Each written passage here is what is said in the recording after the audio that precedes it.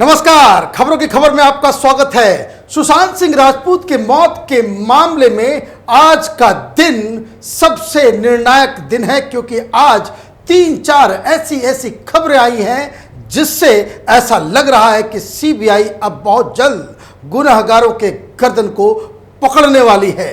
ये बड़ी बड़ी खबरें क्या हैं?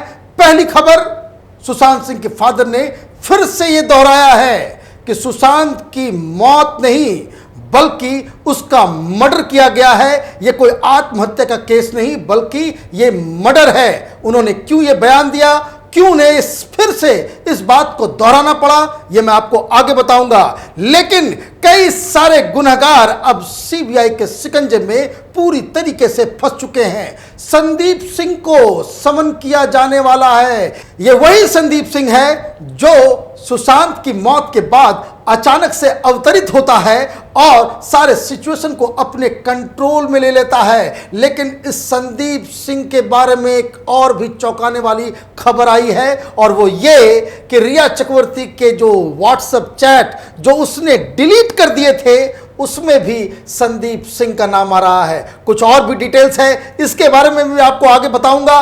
इससे भी ज्यादा खतरनाक रिया चक्रवर्ती के लिए खबर वो नारकोटिक्स डिपार्टमेंट की तरफ से आई है, क्योंकि उसके भाई सौविक को जो शख्स ड्रग्स की सप्लाई किया करता था जैद, उसे एनसीबी ने 9 तारीख तक कस्टोडियल इंटरोगेशन के लिए अपने पास अब बिठा लिया है। कोर्ट से उन्हें अनुमति मिल गई है कि 9 तारीख तक वो इसकी ग्रिलिंग करे और बॉलीवुड के अंदर वो कौन लोग हैं जिनको ये सप्लाई किया करता था, ये ड्रग्स का कारोबार से और कौन कौन लोग जुड़े हुए हैं, इसके पूछताछ उससे की जाएगी। और यकीन मानिए, अगर 9 तारीख तक ये शख्स एनसीबी के इंटरोगेशन में रहेगा तो ये बिल्कुल तोते की तरह गाना गाना शुरू कर देगा, एक एक नाम ये बताना शुरू कर देगा। लेकिन ये खबरें बिल्कुल ही छोटी पड़ जा रही हैं, क्योंकि जो अगली खबर है वो तो सीबीआई ने एक तरह से समझिए कि मास्टर स्ट्रोक मारा है। इन्होंने कॉर्नर स्टोन कंपनी के सीईओ बंटी सचदेव को समन किया है सीबीआई ने पूछताछ के लिए। अब ये बंटी सचदेव है कौन? ये बंटी सचदेव वो उसी कॉर्नर स्टोन कंपनी का सीईओ है, मालिक है, जहां दिशा सालियान काम करती थी। मतलब ये सीबीआई ने आज पूरी तरीके से ये ऐलान कर दिया है कि सीबीआई सुशांत की मौत में जो जांच कर रही है उसका रिश्ता वो दिशा सालियान से अब जोड़ रही है। कुछ टीवी चैनल वाले पिछले 3-4 दिन से ये प्रोपेगेंडा कर रहे थे, खास करके ये आज तक और ये नेटवर्क 18, इंडिया टीवी, ये लोग किसी तरह की उल्टी पुल्टी खबरें बता रहे थे कि ये तो अब सीबीआई जांच नहीं कर रही है मर्डर के एंगल से। लेकिन आज जब ये समन बंटी सचदेव को गया है तो ये बात बिल्कुल दिन के उजाले की तरह साफ हो गई है कि सीबीआई के पास कुछ ऐसे सबूत मिले हैं, कुछ ऐसे लीड्स मिले हैं, ऐसे सुराग मिले हैं जिससे सुशांत की मौत का रिश्ता, उसका जो कनेक्शन है वो दिशा सालियान की मौत से है। दिशा सालियान की मौत 8 तारीख को हुई थी, जिसे इन लोगों ने बहुत ही, जिस तरह से सुशांत की मौत को इन लोगों ने आत्महत्या डिक्लेयर कर दिया था, उसी तरीके से दिशा सालियान की मौत को भी इन लोगों ने बहुत ही हैप्पीसेट तरीके से आत्महत्या घोषित कर दी थी, एक्सीडेंट बता दिया था। और अब जब सीबीआई जांच कर रही है तो मालूम चलेगा कि इसका कनेक्शन क्या है, क्योंकि इसमें एक और बहुत बड़ी खबर आई है। वो खबर यह है कि मौत से ठीक पहले दिशा सालियान अपने किसी दोस्त से 45 मिनट तक वो बातचीत कर रही थी। वो दोस्त कौन है, उसे वो क्या बता रही थी, मौत के पहले वो कौन सी बातें, वो कौन से राज वो अपने दोस्त को बता करके उसकी मौत हुई, ये एक बहुत बड़ा सवाल है जिसका जवाब सीबीआई तहकीकात कर रही है। और इसमें एक बात और जो समझने की है वो ये है कि ये जो सुशांत के साथ इसका लिंक इसलिए भी किया जा रहा है कि सुशांत की एक दोस्त स्मिता पारिक ने साफ साफ बताया था कि सुशांत ने उसे फोन करके ये कहा था कि जिन लोगों ने दिशा सालियान के साथ बहुत ही गलत काम किया है वही लोग सुशांत को वो छोड़ने वाले नहीं है। ये फोन, ये बकायदा उसने टीवी पे आकर के स्मिता पारिक ने इस बात को कबूला था कि सुशांत दिशा की मौत के बाद बिल्कुल वो डर गया था। उसे ये लग रहा था कि जो लोग दिशा साल्यान की मौत के पीछे हैं वो भी इसके जान के दुश्मन बन गए हैं। ये सिर्फ स्मिता पारिक के बयान से ही ये सिद्ध नहीं होता, साथ ही साथ ये जो रिया चक्रवर्ती का बहुत ही परम मित्र है सिद्धार्थ पिठानी, इसने भी पूछताछ के दौरान सीबीआई के सामने ये इसने कबूल लिया है कि दिशा की मौत के बाद सुशांत सिंह राजपूत बिल्कुल डर गए थे। वो लगातार इस बात को कह रहे थे कि उन्हें धमकियां मिल रही हैं, वो लोग उसे छोड़ने वाले नहीं हैं, और वो इतना डर चुके थे कि वो कमरे में अकेला वो सोते तक नहीं थे। सिद्धार्थ पिठानी को कहते थे कि कोई शख्स उनके साथ उनके कमरे में मौजूद रहे। तो कहने का मतलब ये है कि दिशा साल्यान की जो थ्योरी जो पहले जो उठाई जा रही थी कि दोनों के मौत में कुछ न कुछ रिश्ता है, कुछ न कुछ कनेक्शन है, वो अब इसका खुलासा सीबीआई बहुत जल्द करने वाली है, क्योंकि अब इस लाइन पे इन्वेस्टिगेशन चल पड़ी है। और इसमें मैं आपको बता दूं 2-3 चीजें होने वाली हैं। एक तो मुंबई पुलिस के रोल के ऊपर बहुत बड़ा सवाल खड़ा होने वाला है, क्योंकि दिशा साल्यान की मौत के बाद तो इन लोगों ने बिल्कुल ही एक तरह से इस पूरी मौत के ऊपर पर्दा डालने की जो कोशिश की थी वो बहुत ही ज्यादा अमानवीय है। एक लड़की की मौत होती है, उस मौत को इन लोगों ने पहले आत्महत्या करार दिया, 2 दिन तक इंतजार करते रहे, उसका ना पोस्टमार्टम होता है ना ऑटोप्सी होती है, कुछ नहीं, उसकी लाश कूपर हॉस्पिटल में सड़ती रहती है और मुंबई पुलिस इस पे कोई एक्शन नहीं लेती है। ना तो फॉरेंसिक जांच हुई, ना वहां पर रिक्रिएशन किया गया, कैसे वो गिरी, कहां से गिरी, इसके बारे में कोई पता ठिकाना नहीं। वो 2 दिन तक इंतजार कर रहे थे, मैनेज कर रहे थे कि कहीं ये मसला कहीं बवाल तो नहीं पकड़ता है, और उनके भोले भाले जो परिवार के लोग हैं उन्होंने कोई विरोध नहीं जताया, तो इन्होंने इस आत्महत्या को भी एक्सीडेंट में बदल दिया।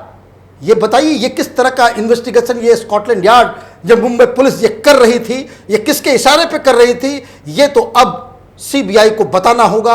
अपनी तहकीकात से ये पूरे राज उनको खोलने पड़ेंगे।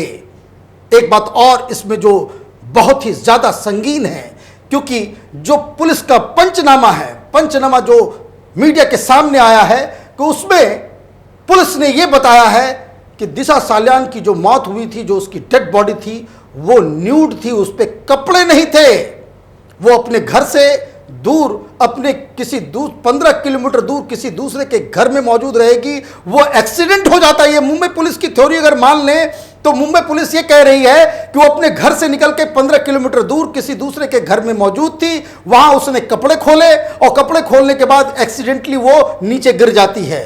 ये तमाशा ये चल रहा है इन्वेस्टिगेशन के नाम पे, ये अंधेर नगरी, चौपट राजा, इनको लगता है कि ये कुछ भी दुनिया को बता देंगे और दुनिया मान लेगी। लेकिन अब इन सारी चीजों की तहकीकात होनी जरूरी है। वो कौन लोग थे जो मुंबई में मौत का व्यापार कर रहे हैं।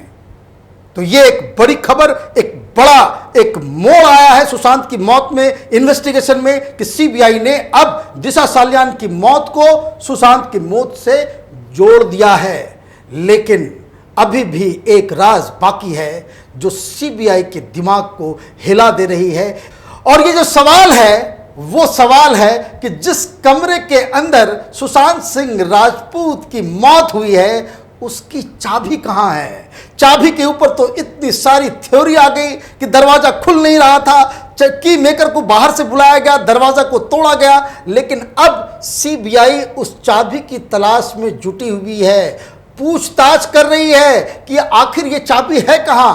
ये चाबी न सुशांत के परिवार में किसी के पास आया है, ना ये चाबी ये 4-5 लोग, ये सैमुल, ये नीरज, ये सिद्धार्थ पिठानी, दीपेश, ये सारे लोग भी कह रहे हैं कि उनको भी पता नहीं ये चाबी है कहां। मतलब ये चाबी सुशांत के कमरे की ये आसमान में गायब हो गया, जमीन निगल गई, ये कहां गायब है ये किसी को पता नहीं है। और तो और जब सुशांत के फ्लैट के मालिक को बुलाया गया तो उसने भी कहा कि हमें भी कोई इसकी चाबी नहीं मिली है। चाबी कहाँ है, किसने गायब की ये चाबी, और इस चाबी में ही इस मौत के मिस्ट्री का राज छिपा हुआ है। क्योंकि जिसके पास, जिस शख्स के पास उसकी चाबी होगी, उसको पूरी बात का पता होगा कि आखिर उस दिन सुशांत के कमरे में आखिर हुआ क्या।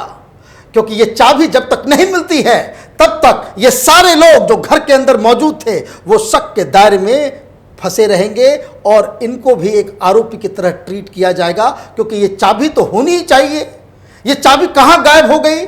और इसलिए जो सर्कमस्टांसेस अब नजर आ रहे हैं, तो जो चैनल ये दम्भ भर रहे थे, जो अचानक से दूसरे नंबर तीसरे नंबर पे पहुंच रहे हैं, जिनकी टीआरपी पूरी तरीके से गिर चुकी है, वो जो थ्योरी दे रहे थे कि सीबीआई मौत की जांच जो कर रही है उसमें अब सिर्फ फिनेंशियल एंगल को देख रही है, उनके पास कोई इस तरह के सबूत, इस तरह के लीड नहीं मिले हैं जिसमें सीबीआई को लगता है कि वो एक मर्डर था। ये लगातार ये प्रोपेगेंडा कर रहे हैं कि सीबीआई ने मर्डर एंगल को छोड़ दिया है, लेकिन ये सारे सवाल, इस तरह के जो इंफॉर्मेशन जो बाहर आ रहे हैं उससे बिल्कुल साफ है कि अब सीबीआई अपनी जांच को नैरो डाउन कर रही है। वो दरअसल अब मर्डर के एंगल से ही इन सारी चीजों की जांच पड़ताल में जुटी हुई है। और इस मसले में एक और ट्विस्ट आया है। ये संदीप सिंह, बहुत सारे लोग पूछ रहे थे कि संदीप सिंह को कब बुलाया जाएगा, कब बुलाया जाएगा। अब उसकी बारी आ गई है, क्योंकि सीबीआई के पास अब पूरी जो वाकया के ऊपर जितने जो चश्मदीद थे, जो मौकाए वारदात पे मौजूद थे, उनकी कहानी अब सीबीआई के पास आ गई है। कई सारे राज जो सीबीआई के पास पहुंच चुके हैं, वो भेद खुल चुके हैं। अब संदीप सिंह को बुलाया जा रहा है, उसको समन किया जाएगा और संदीप सिंह से पूछताछ की जाएगी। क्योंकि ये संदीप सिंह एक बहुत ही संदिग्ध व्यक्ति नजर आ रहा है, क्योंकि अचानक से इसने अपने आप को सुशांत का सबसे परम मित्र घोषित कर दिया। वो घर के अंदर भी चला गया, मुंबई पुलिस उसे घर के अंदर घुसने भी देती है, और वो अचानक से वो पूरे सिचुएशन के ऊपर अपना कंट्रोल ले लेता है।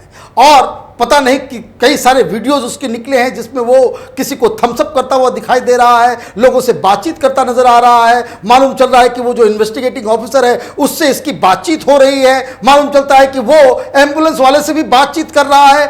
और सबसे अनोखी बात यह है कि ये सारा कुछ कर रहा है, लेकिन सुशांत के परिवार के लोग कहते हैं कि इसे तो कोई जानता तक नहीं है, तो इसे किसने भेजा, क्यों वहां मौजूद था। और ये मिस्ट्री और भी गहराने लगी है जब व्हाट्सएप चैट के अंदर जो रिया चक्रवर्ती ने डिलीट कर दिए थे उसमें संदीप सिंह का भी नाम सामने आ रहा है। अब संदीप सिंह के साथ सीबीआई किस तरह से पेश आती है, क्या इसका रोल रहा है, ये तो आगे पता चलेगा। लेकिन आज फिर से सुशांत के पिता को सामने आना पड़ा और उनके वकील विकास सिंह ने साफ साफ इस बात को दोहराया है कि कई चैनल ये प्रोपेगेंडा कर रहे हैं, कुछ बयान दिखाए जा रहे हैं कि सुशांत की फैमिली की तरफ से कोई आपत्ति उस वक्त नहीं दिखाई गई थी। पता नहीं इन टीवी चैनलों में कोई मानवीय पहलू इनके पास है या नहीं है कि जब किसी का बेटा, उसकी मौत हो जाती है, वो किस मेंटल स्थिति में होता है और उस दौरान दिए गए बयान का क्या मतलब होता है, जबकि उस भाषा में उसके बयान को दर्ज किया जाता है, जबरदस्ती उससे दस्तखत कराए जाते हैं जिस भाषा के बारे में उनको कुछ पता ही नहीं है। मुंबई पुलिस ने एक बहुत बड़ा, एक इसको कह सकते हैं कि गंदा खेल खेला सुशांत के परिवार के साथ। मराठी में पता नहीं इन लोगों ने क्या क्या लिख दिया और इनसे दस्तखत करवा लिए। और अब मुंबई पुलिस की तरफ से, और ये जो पता नहीं बिके हुए चैनल हैं या इनके पास इन्वेस्टिगेशन का एक अलग ही दिमाग है, जो ये कह रहे हैं कि इन लोगों ने पहले तो इस तरह की बातें नहीं की थी।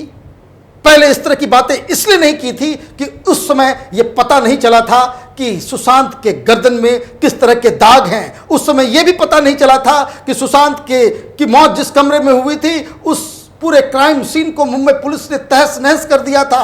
उस समय यह भी नहीं पता चला था कि इतना बड़ा ड्रग कार्टेल उसके घर के अंदर से ऑपरेट हो रहा था। उस समय उनको यह भी नहीं पता था कि उनके बेटे की आत्महत्या नहीं बल्कि मर्डर किया गया है उनके बेटे के साथ, जो जबरदस्ती की गई है। उनको उस समय भी पता नहीं था कि उनके सुशांत सिंह की जो डेड बॉडी थी उसके पैर टूटे हुए थे। तो कई सारी चीजें नई जानकारी के साथ लोग अपने स्टैंड को बदलते हैं, इसमें कोई बहुत बड़ी बात नहीं है। लेकिन मूल सवाल यही है कि जब मराठी भाषा में उनसे उनके बयान के ऊपर दस्तखत कराए जा रहे थे, उस समय भी सुशांत के परिवार वालों ने इस पे ऑब्जेक्शन दिया था, तो वो ऑब्जेक्शन उस समय मुंबई पुलिस ने क्यों नहीं माना? क्या मुंबई पुलिस के अंदर कोई ऐसा शख्स नहीं है जो हिंदी लिख सके या अंग्रेजी लिख सके? और तो और सुशांत के पिता के जो वकील हैं, उनका साफ साफ कहना है कि मुंबई पुलिस क्या छिपाना चाहती है।